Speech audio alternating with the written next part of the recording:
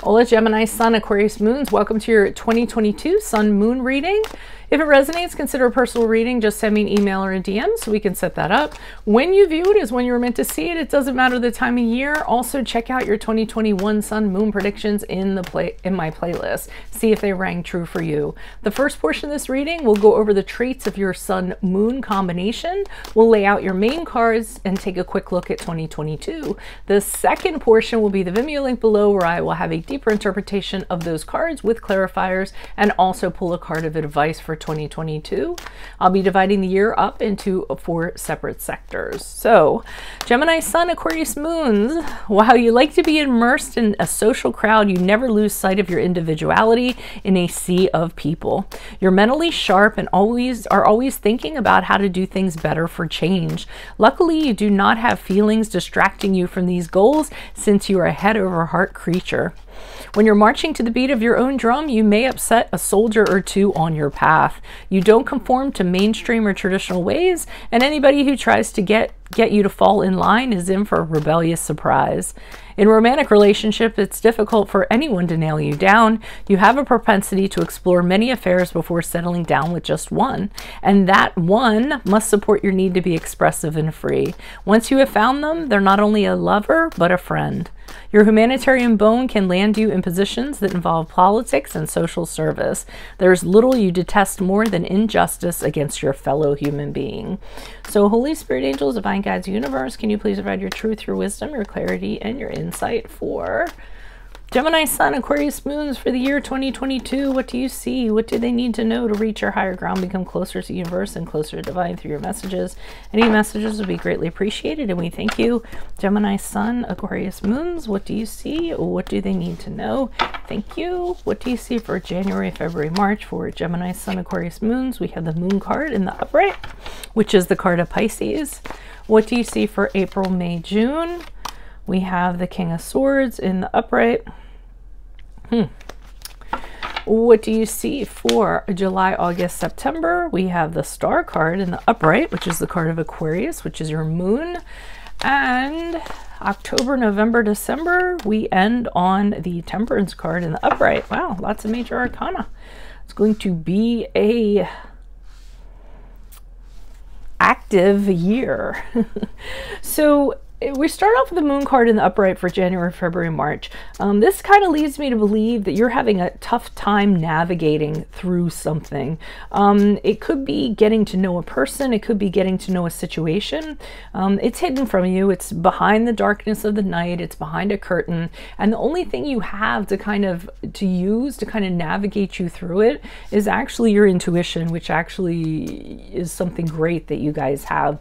You tend to have more of it than some of the other zodiac combinations. So make sure that you use your intuition. Don't necessarily trust everything you see. The moon can be very beguiling and bewitching. It can kind of let you see what you want to see, but if you were to shine the light of day on it, things would look very differently. So like I said, really kind of tap in to your intuition and guide you through this confusion that might be going on during this period of time. Now, I do think you figure out what's going on, because in April, May, June with the King of Swords, this is the guy who finds out what's going on. Okay, so I feel as though you're going to discover the truth through wisdom and intelligence and logic, and and objectivity, and you're definitely going to see a situation for what it is. You're going to think on it for a while. The King of Swords is kind of like a thinker. He's very mental. He's very pensive, and he'll think very long and hard on something for a very long time. But once he kind of makes his decision, he moves forward on it. So I feel that that's going to happen. You're going to get your clarity. You're going to think, kind of look at all sides of the box and everything and how you're going to kind of handle it. And then you're going to be your own advisor and you're going to proceed forward in it. It could be a situation that has to do with law or finances, since the King of Swords is known as a law or financial advisor. So just keep that in mind. Now, it seems during July, August, September, after you kind of get through all of this, it's going to be a really good time for you, because this might have been a little bit of a hiccup in the year, whatever this was. Once you have clarity, you're actually going to be able to move on to kind of like be the shining star that you're intended to be. The star card shows up when the universe has all these blessings to bestow upon you, but they're only going to give them to you when you're ready to appreciate it. So I feel as though you reach the pinnacle of your year during this time. And you could be, you know, like I said, the star that you're kind of intended to be. But it's also a card of renewing yourself. I always think of this water that she's kind of, you know, dipping into or what have you is very cleansing. So it's almost like you're washing in the waters of past the destruction or whatever was problematic the first half of the year. So I really think you should look for this period of time for it to be like your glow up, so to speak. October, November, December with the Temperance card in the upright. So this pattern or this momentum kind of continues, but sort of in a different way.